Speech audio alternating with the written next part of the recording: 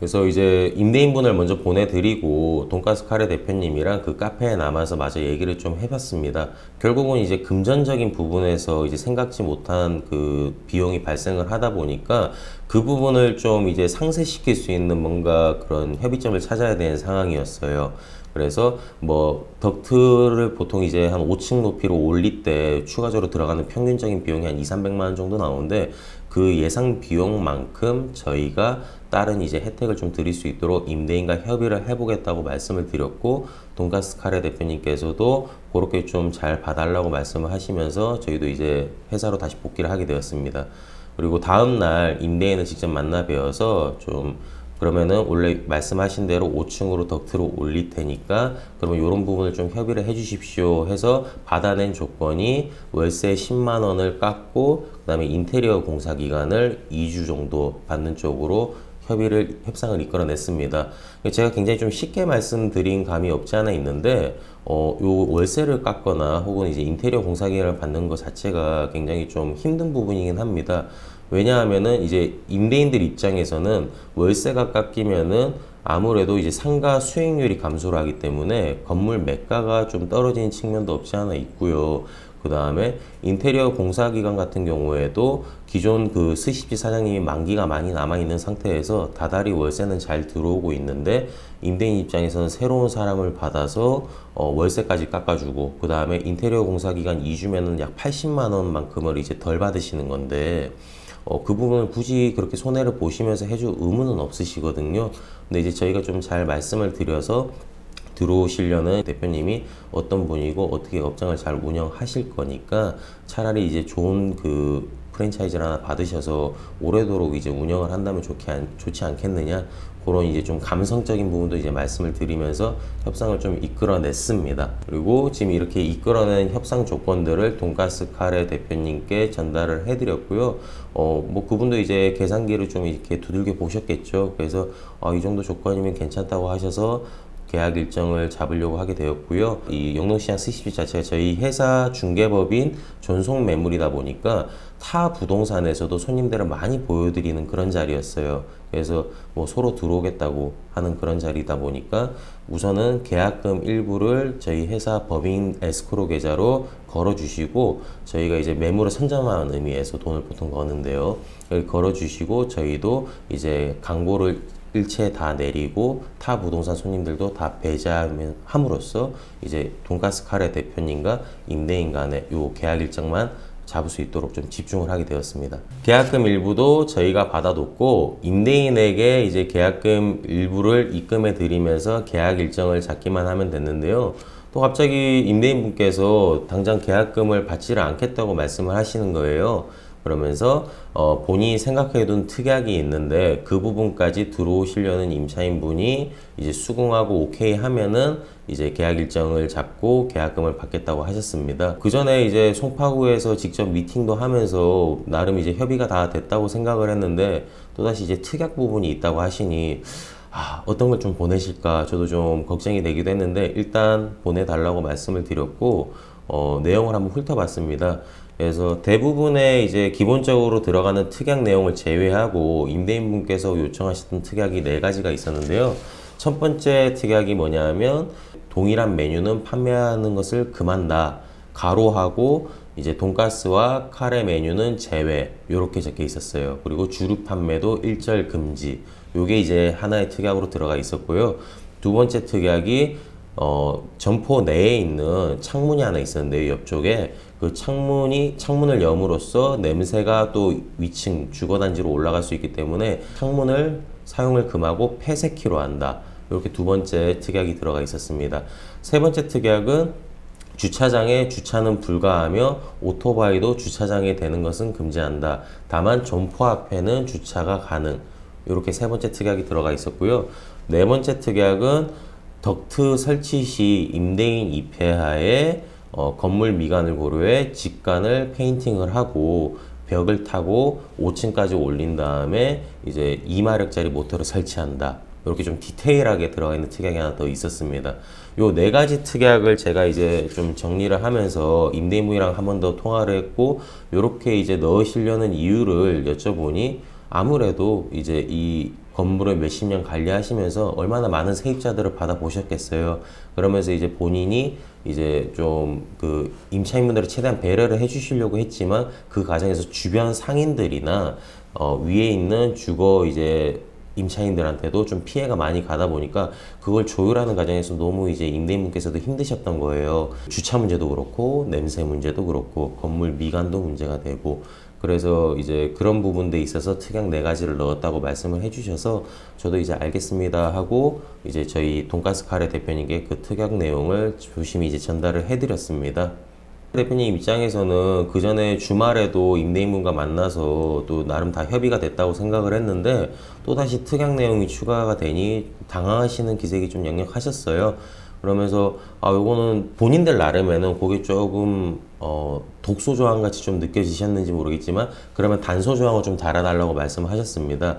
그래서 첫 번째 특약에 메뉴 판매 동일한 메뉴를 판매를 금한다고 하시면서 가로상으로 돈가스 카레만 가능하다고 돼 있었는데 이게 이제 해석하기 나름이긴 한데 그러면은 돈가스 카레 대표님 입장에서는 추후에 뭐 신메뉴를 출시했을 때 그런 부분에 있어서 이제 명목상 이게 좀 제한되지 않겠느냐 해서 좀 불안해 하시더라고요. 그래서 어차피 동일한 메뉴는 판매를 안 할 테니 요 돈가스 카레라는 부분을 빼달라고 말씀을 해서 좀 수정해 달라는 말씀을 하셨고 두 번째 특약에 있어서 창문을 폐쇄키로 하는데 이 창문은 이 돈가스 카레 대표님 들어오기 이전에 이미 설치되어 있던 창문인데 이거를 철거를 하고 시멘트를 바르는 것은 그런 비용들을 들어오시려는 그 임차인에게 전가는 좀 말이 안 되니 차라리 창문을 폐쇄하지 않고 그 창문을 아예 쓰지를 못하도록 직원들이 널빤지나 이런 걸로 좀 잘 가려서 하는 쪽으로 협의를 좀 봐달라고 하셨습니다. 그리고 세 번째 주차 같은 문제도 이제 주차장이 좀 비어 있는 상태였는데도 불구하고 상가 세입자들에게는 주차를 안 주신다고 하니 비용을 부담하더라도 좀 주차를 해줄 수 있도록 배려해 주시면 안 되겠냐고 그래서 계약서 쓰는 날 그 부분은 다시 한번 얘기를 해보자고 하셨고요. 그다음에 덕트 문제에 있어서는 뭐 꼼꼼하게 임대인분께서 워낙 이제 보신다고 하시니 그리고 그 전에 카페에서도 임대인과 만났을 때 나왔던 얘기이기 때문에 그 부분은 알겠다고 하셨습니다. 그래서 이제 부분 수정이 되거나 아니면은 조항을 좀 지우는 쪽으로 해가지고 임대인분이랑 또 이제 계속 통화를 하면서 다 맞춰놨고요. 임대인분도 알겠다고 하셨고 들어오시려는 돈가스 카레 대표님도 요런 조항을 넣어주신다면 괜찮습니다 하셔서 이제 쌍방 이제 다 협의가 완료가 되었고 계약 일정을 확실하게 픽스를 하게 되었습니다. 그렇게 2주라는 시간 동안 조건들을 협의하고 조율을 해서 계약 일정을 다 잡게 되었는데요. 계약 전날 갑자기 임대인분께서 또 전화를 주시더라고요. 그래서 통화를 해보니 아무리 생각을 해봐도 그 단서 조항까지 넣는 거는 좀 안 맞는 것 같다 하시면서 그 수정하거나 단서 조항 빼자고 했던 것들을 다 없던 걸로 하고 처음에 본인이 넣으라고 했던 특약대로 그대로 써줬으면 좋겠다 말씀을 하시면서 모든 협의 조건들을 다시 원점으로 돌리는 거였습니다. 그래서 제 입장에서도 아니 계약 전날 이미 다 약속도 다 잡은 상황에서 이렇게 말씀하시면 어쩌시냐라고 좀 소리를 냈고요. 임대인분께서는 아무리 생각해도 그건 좀 아닌 것 같다 말씀하시면서 그게 싫으면은 계약을 좀 하지 말라는 식으로 말씀을 하셨습니다. 통화를 마치고 돈가스 카레 대표님께 도대체 어떻게 이 내용을 전달해야 될지도 참 막막하기도 하고 저희가 2주 동안 도대체 무슨 일을 했는지 저희가 일했던 건 또 뭐가 되는지 이런 생각도 들면서 좀 나름 이제 돈가스 카레 대표님께서 기분이 상하시지 않도록 내용들을 좀 잘 정리를 해서 전달을 해드렸는데요. 아무래도 이제 돈가스 카레 대표님께서도 좀 분노하시는 기색이 좀 역력하게 느껴졌습니다. 그래도 이제 그러시면서 그러면 본인도 계약을 못 한다고 하시면서 계약금을 다시 돌려달라고 말씀을 하셨어요. 그래서 저희 입장에서는 그래도 지금까지 노력한 게 있다 보니까 돈가스 카레 대표님께서도 매물은 굉장히 마음에 들어 하시는데 결국은 이런 부분들이 임대인과 임차인 간의 약간 그런 기싸움이라고 할 수도 있겠네요. 그런 이제 기분이 좀 상하는 부분들이 있다 보니까 그러면은 매물은 마음에 들어 하시니 차라리 임대인 쪽에서는 더 이상 좀 협상이 힘들다고 한다면은 다른 부분에서 좀 더 혜택을 드릴 수 있을 게 없을까라는 생각에 저랑 이제 또 함께 진행하는 팀장님과 함께 고민을 좀 해봤습니다. 그래서 결국은 임대인 쪽에서는 나올 게 더 이상 없다고 한다면은 뭐 금전적인 부분에서라도 좀 더 혜택을 드릴 수 있는 방법이 없을까 고민을 하던 차에 이제 나온 게 기존의 스십지 사장님께서 말씀하셨던 권리금이 있었는데 그 권리금에서 조금 더 협상을 해서 일정 부분의 현금을 세이브 하실 수 있도록 그렇게 좀 새로운 혜택으로 다시 돈가스 카레 대표님께 말씀을 드렸고요. 그러면은 알겠다고 하시면서 다시 계약을 진행을 할 수 있도록 그렇게 쌍방 협의가 맞춰졌습니다. 네, 그렇게 계약일이 되어서 돈가스 카레 대표님이랑 기존 그 스시집 사장님이 만나서 회사에서 권리 계약을 원만하게 이제 작성을 했고요. 이후에 이제 임대인 분께서 저희 회사로 내방을 해주셔서 임대차 계약서를 진행하게 되었는데요. 처음에는 다들 언제 그랬냐는 듯이 좀 화기애애하게 웃으면서 이제 대화도 많이 나누셨어요. 그래서 들어오시면은 잘 되실 겁니다. 열심히 하겠습니다. 이런 이제 덕담도 서로 주고 받으시면서 말씀하셨는데 제가 이제 계약을 진행하는 과정에서 특약 부분을 읽어드리고 있는데 거기서 이제 임대인 분께서 하면서 요것도 하나 좀 말씀드릴 게 있다라고 들어오시더라고요. 그래서 어떤 부분이냐고 말씀드렸더니 요 계약서를 쓰려고 여기 회사에 오기 전에 다시 한번 가게를 들려봤는데 창문이 가게 옆에 이제 창문뿐만이 아니라 뒤에도 창문이 하나 더 있는데 그 부분이 지금은 그 콘크리트 벽으로 그러니까 일반 가벽으로 막혀 있습니다. 근데 그 가벽이 좀 오래되면서 일정 부분 이제 구멍이 난 부분들이 있었어요. 그래서 그 부분으로 이제 냄새가 또 유입이 돼서 창문을 타고 냄새가 빠질 수 있으니 들어오시는 분께서 그 가벽을 다시 한번 그 재설치하는 조건으로 보수 공사를 해달라는 특약을 또 갑자기 넣어달라고 말씀을 하시는 거예요. 정말 냄새에 굉장히 민감하시다는 건 알고 있었지만 그 부분을 또 계약 당일에 협의되지 않은 또 특약을 하나 더 넣어달라고 하시니 그러면은 이 부분에 있어서 저희 손님도 뭐 하라고 하시면은 하겠지만 그러면 그 비용 부분에서 어떻게 하실 거냐. 저희들은 인테리어가 워낙 깔끔하게 잘 돼 있기 때문에 따로 손을 대지 않고 바로 영업을 하려고 했는데 가벽을 새로 이제 보수 공사를 하게 되면 비용적인 부분에서 발생을 하지 않느냐. 이렇게 이제 주장을 하셨고 이제 임대인분께서는 당연히 들어온 사람이 해야 되지 않느냐. 그 정도는 하실 수 있지 않느냐 하면서 또 정중하게 말씀을 하세요. 워낙 신사분이셨거든요. 그래서 이제 결국은 요 금액적인 비용에서 이제 좀 이견이 좁혀지지 않아서 좀 아슬아슬하게 이어져 오던 그런 줄다리기가 결국 무너져 내렸고 계약이 불발이 되었습니다. 그래서 지금 2주간에 있었던 모든 중개 과정이 좀 수포로 돌아가게 되었는데요. 지금까지는 중립의 입장에서 임대인, 임차인, 양 당사자 간의 모든 감정 표현들을 배제하고 설명해 드리려고 노력했는데요. 지금은 제 얘기를 좀 해보고자 합니다.